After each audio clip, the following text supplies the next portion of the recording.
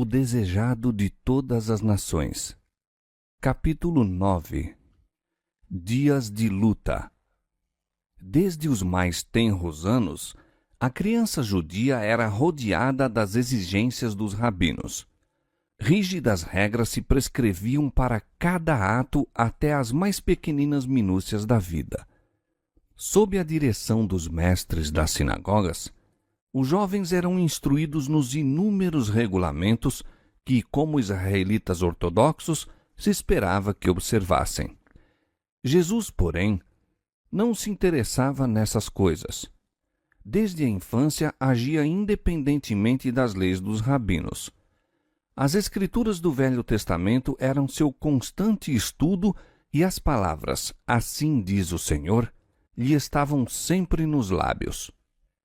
À medida que as condições do povo começaram a ser patentes a seu espírito, viu que as exigências da sociedade e as de Deus se achavam em constante conflito. Os homens se estavam afastando da palavra de Deus e exaltando teorias de sua própria invenção. Observavam ritos tradicionais que nenhuma virtude possuíam. Seu culto era simples rotina de cerimônias. As sagradas verdades que se destinavam a ensinar achavam-se ocultas aos adoradores. Via Jesus que, em seus serviços destituídos de fé, não encontravam paz. Não conheciam a liberdade de espírito que lhes adviria de servir a Deus em verdade. Jesus viera para ensinar a significação do culto de Deus e não podia sancionar a mistura de exigências humanas com os divinos preceitos. Não atacava os preceitos ou práticas dos doutos mestres, mas, quando o reprovavam por seus próprios hábitos simples, apresentava a palavra de Deus em justificação de sua conduta. Por todos os meios brandos e submissos, procurava Jesus agradar àqueles com quem estava em contato. Por ser tão amável, nunca estorvando a ninguém, os escribas e anciãos julgavam que seria facilmente influenciado por seus ensinos. Insistiam com ele para que aceitasse as máximas e tradições que haviam sido transmitidas dos antigos rabis, mas Jesus pedia para as mesmas a autorização da Santa Escritura. Estava pronto a ouvir toda a palavra que sai da boca de Deus. Não podia, entretanto, obedecer às invenções dos homens. Parecia conhecer as Escrituras de princípio a fim e apresentava-as em sua verdadeira significação. Os rabis envergonhavam-se de ser ensinados por uma criança. Pretendiam ser seu ofício explicar as Escrituras e a ele competia aceitar-lhes as interpretações. Indignavam-se de que se pusesse em oposição à palavra deles. Sabiam os rabinos que nenhuma autoridade se podia encontrar nas Escrituras para suas tradições. Compreendiam que, em entendimento espiritual, Jesus se achava muito além deles. Zangavam-se, no entanto, porque não lhes obedecia aos ditames. Não podendo convencê-lo, buscaram José e Maria expondo-lhes sua atitude de insubmissão. Assim sofreu ele repreensão e censura. Desde muito tenra idade, começara Jesus a agir por si na formação de seu caráter, e nem mesmo o respeito e amor aos pais o podiam desviar de obedecer à palavra de Deus. Está escrito, era sua razão para cada ato que destoasse dos costumes domésticos. A influência dos rabinos, porém, tornou-lhe amarga a vida. Mesmo na mocidade, teve que aprender a dura lição do silêncio e da paciência no sofrimento. Seus irmãos, como eram chamados os filhos de José, tomavam o lado dos rabinos. Insistiam em que a tradição deveria ser atendida como se fossem ordens divinas. Consideravam até os preceitos dos homens como mais altos que a palavra de Deus e ficavam sobremaneira aborrecidos com a clara penetração de Jesus em distinguir entre o falso e o verdadeiro. Sua estrita obediência à lei de Deus condenavam como obstinação. Ficavam surpreendidos do conhecimento e sabedoria que revelava em suas respostas aos rabis. Sabiam que não receberam instruções dos sábios e, no entanto, não podiam deixar de ver que era para eles um instrutor. Reconheciam que sua educação era de mais alta ordem que a deles próprios. Não discerniam, entretanto, que havia tido acesso à árvore da vida, fonte de saber para eles desconhecida. Cristo não tinha espírito de exclusivismo e escandalizara especialmente os fariseus por se afastar a esse respeito de seus rígidos regulamentos. Encontrara os domínios da religião cercados de alta muralha de exclusivismo como assunto demasiado santo para a vida diária. Esses muros de divisão, ele os derribou.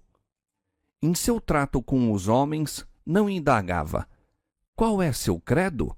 A que igreja pertence? Exercia seu poder de beneficiar em favor todos os que necessitassem de auxílio. Em lugar de fechar-se numa cela de eremita a fim de mostrar seu caráter celestial, trabalhava fervorosamente pela humanidade. Incutia o princípio de não consistir a religião bíblica em mortificações corporais. Ensinava que a religião pura e incontaminada não se deve manifestar apenas em determinados tempos e ocasiões especiais. Em todos os tempos e lugares, demonstrava amorável interesse pelos homens, irradiando em torno a luz de uma animosa piedade. Tudo isso era uma censura aos fariseus. Mostrava que a religião não consiste em egoísmo e que sua mórbida dedicação ao interesse pessoal estava longe de ser verdadeira piedade. Isso despertara a inimizade deles para com Jesus, de modo a buscarem forçá-lo e conformar-se com seus regulamentos. Jesus trabalhava para aliviar todo o caso de sofrimento que via. Pouco dinheiro tinha para dar, mas privava-se muitas vezes de alimento a fim de minorar a necessidade dos que pareciam mais carecidos que ele. Seus irmãos sentiam que sua influência ia longe em anular a deles. Era dotado de tato que nenhum deles possuía nem desejava obter. Quando falavam asperamente aos pobres e degradados, Jesus procurava exatamente aqueles seres, dirigindo-lhes palavras de animação. Aos que estavam em necessidade, oferecia um copo de água fria e punha-lhes no regaço sua própria refeição. Aliviando-lhes os sofrimentos, as verdades que ensinava eram associadas a esses atos de misericórdia, sendo assim fixadas na memória. Tudo isso desgostava os irmãos. Sendo mais velhos que Jesus, achavam que ele devia estar sob sua direção. Acusavam-no de se julgar superior a eles e o reprovavam por se colocar acima dos mestres e dos sacerdotes e príncipes do povo. Muitas vezes o ameaçavam e procuravam intimidá-lo, mas ele seguia avante tomando por guia as Escrituras. Jesus amava seus irmãos e os tratava com incansável bondade, mas eles tinham-lhe ciúmes, manifestando a mais decidida incredulidade e desdém. Não lhe podiam entender o procedimento. Grandes eram as contradições que se manifestavam em Jesus. Filho de Deus, era, no entanto, impotente criança. Criador dos mundos, a terra era possessão sua e, todavia, cada passo de sua existência foi assinalado pela pobreza. Possuía dignidade e individualidade inteiramente isentas de orgulho terreno ou presunção. Não lutava por grandeza mundana e achava-se contente até na mais humilde posição. Isso irritava os irmãos. Não podiam explicar sua constante serenidade sob provação e privações. Não sabiam que, por amor a nós, se tornara pobre para que, pela sua pobreza, enriquecêssemos. 2 Coríntios 8, 9. Não compreendiam melhor o mistério de sua missão do que os amigos de José entendiam sua humilhação e sofrimentos. Jesus era mal compreendido dos irmãos em virtude de não se assemelhar a eles. Sua norma não era a deles. Olhando aos homens, via-os afastados de Deus sem o poder divino em sua vida. As formas de religião que observavam não lhes podiam transformar o caráter. Dizimavam a hortelã, o endro e o cominho, mas omitiam o mais importante da lei, o juízo, a misericórdia e a fé. Mateus 23, 23.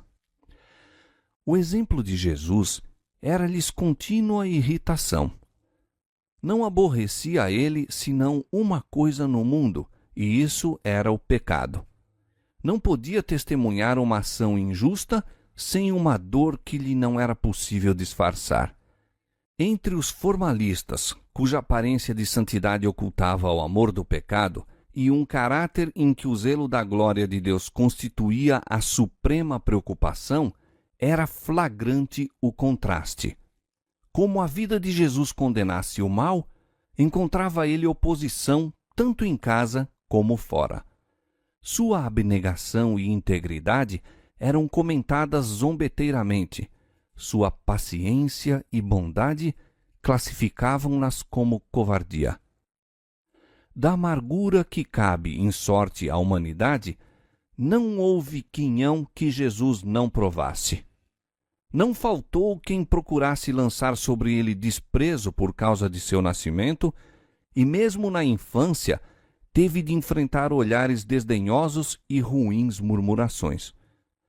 Houvesse respondido com uma palavra ou olhar impaciente, houvesse cedido aos irmãos em um único ato errado que fosse, e teria fracassado em ser exemplo perfeito. Tivesse admitido haver uma desculpa para o pecado, e Satanás triunfaria, ficando o mundo perdido. Foi por isso que o tentador trabalhou para tornar-lhe a vida o mais probante possível, a fim de que fosse levado a pecar. Para cada tentação, porém, tinha uma única resposta: está escrito. Raramente censurava qualquer mau procedimento dos irmãos, mas tinha uma palavra de Deus para lhes dirigir. Era frequentemente acusado de covardia por negar-se a unir-se-lhes em algum ato proibido. Sua resposta, no entanto, era: está escrito, o temor do Senhor é a sabedoria, e o apartar-se do mal é a inteligência. Jó 28, 28. Alguns haviam que o buscavam, sentindo-se em paz em sua presença. Muitos, no entanto, o evitavam, pois se sentiam reprovados por sua vida imaculada. Os jovens companheiros insistiam em que fizesse como eles. Jesus era inteligente e animoso. Gostavam de sua companhia e aceitavam-lhe as prontas sugestões. Mas impacientavam-se com seus escrúpulos e declaravam-no estrito e rígido. Jesus respondia: está escrito, como purificará o mancebo o seu caminho? Observando-o conforme a tua palavra. Escondi a tua palavra no meu coração, para eu não pecar contra ti. Salmo 119, verso 11. Perguntavam-lhe muitas vezes: por que te aplicas a ser tão singular, tão diferente de todos nós? Está escrito, dizia ele, bem-aventurados os que trilham caminhos retos e andam na lei do Senhor. Bem-aventurados os que guardam os seus testemunhos e o buscam de todo o coração, e não praticam iniquidade, mas andam em seus caminhos. Quando interrogado acerca do motivo por que não tomava parte nos frívolos passatempos dos jovens de Nazaré, dizia: Está escrito: folgo mais com o caminho dos teus testemunhos do que com todas as riquezas. Em teus preceitos meditarei e olharei para os teus caminhos. Recriar-me-ei nos teus estatutos. Não me esquecerei da tua palavra. Salmo 119, versos 14 a 16. Jesus não contendia por seus direitos. Muitas vezes, por ser voluntário e não se queixar, seu trabalho era tornado desnecessariamente penoso. No entanto, não fracassava nem ficava desanimado. Vivia acima dessas dificuldades como a luz da face de Deus. Não se vingava quando rudemente tratado, mas sofria com paciência o insulto. Repetidamente lhe era perguntado: por que te submetes a tão maligno tratamento até de teus irmãos? Está escrito, dizia: Filho meu, não te esqueças da minha lei e o teu coração guarde os meus mandamentos, porque eles aumentarão os teus dias e te acrescentarão anos de vida e paz. Não te desamparem a benignidade e a fidelidade. Ata-as ao teu pescoço, escreve-as na tábua do teu coração, e acharás graça e bom entendimento aos olhos de Deus e dos homens. Provérbios capítulo 3, versos 1 a 4. Desde a ocasião em que os pais de Jesus o acharam no templo, seu modo de agir foi para eles mistério. Ele não entrava em discussão, todavia o exemplo que dava era uma lição constante. Parecia como pessoa separada. Sua felicidade encontrava-se nas horas em que estava a sós com Deus e a natureza. Sempre que lhe era concedido esse privilégio, afastava-se do cenário de seus labores e ia para o campo a meditar nos verdes vales, a entreter comunhão com Deus na encosta da montanha ou entre as árvores da floresta. O alvorecer frequentemente o encontrava em qualquer lugar retirado, meditando, examinando as Escrituras ou em oração. Dessas horas quietas, voltava para casa a fim de retomar seus deveres e dar exemplos de paciente labor. A vida de Cristo foi assinalada pelo respeito e o amor à sua mãe. Maria acreditava em seu coração que a santa criança dela nascida era o tão longamente prometido Messias. Não ousava, entretanto, exprimir essa fé. Foi através de sua existência terrestre uma partilhadora dos sofrimentos do Filho. Com dor testemunhava as provações que lhe sobrevinham na infância e juventude. Por justificar o que sabia ser direito em seu procedimento, via-se ela própria em posições probantes. Considerava as relações domésticas e a terna solicitude da mãe em torno dos filhos de vital importância na formação do caráter. Os filhos e filhas de José sabiam isto e, prevalecendo-se de sua ansiedade, procuravam corrigir as atitudes de Jesus segundo norma deles. Maria argumentava muitas vezes com Jesus e insistia em que se conformasse com os usos dos rabis. Ele, porém, não podia ser persuadido a mudar seus hábitos de contemplar as obras de Deus e buscar aliviar os sofrimentos dos homens ou mesmo dos mudos animais.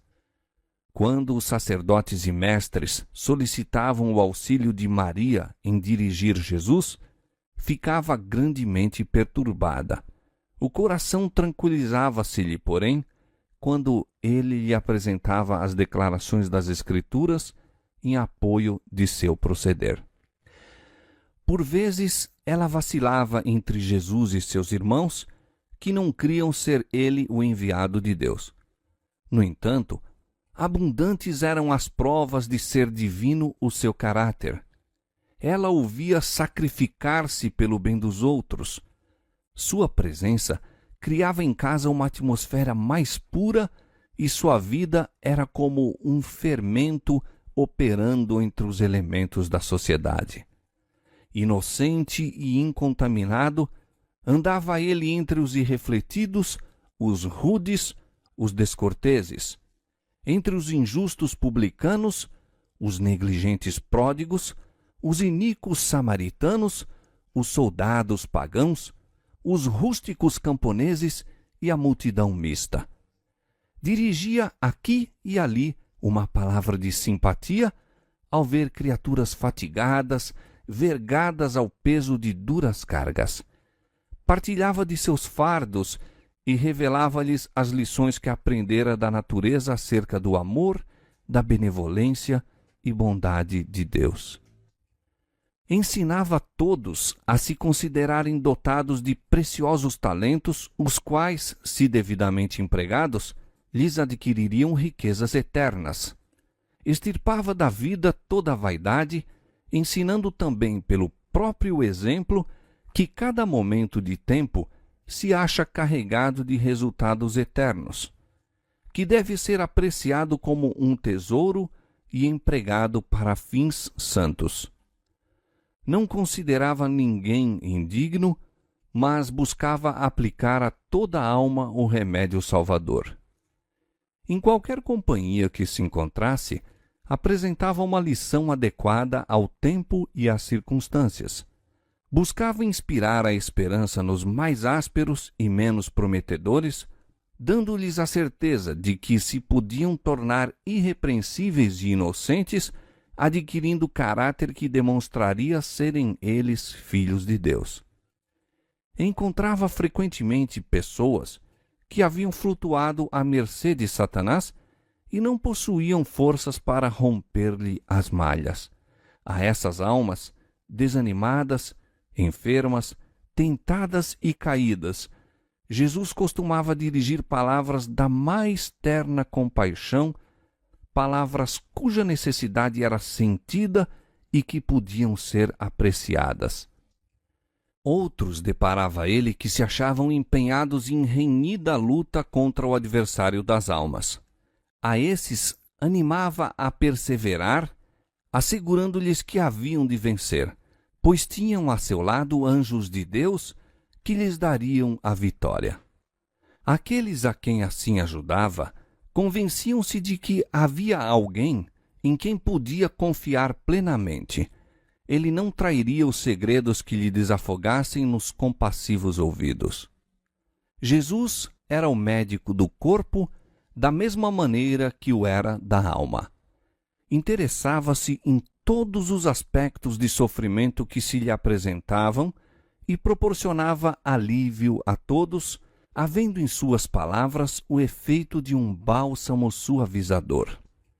Ninguém podia dizer que se houvesse operado um milagre, mas virtude, o poder curativo do amor, dele saía para os enfermos e aflitos.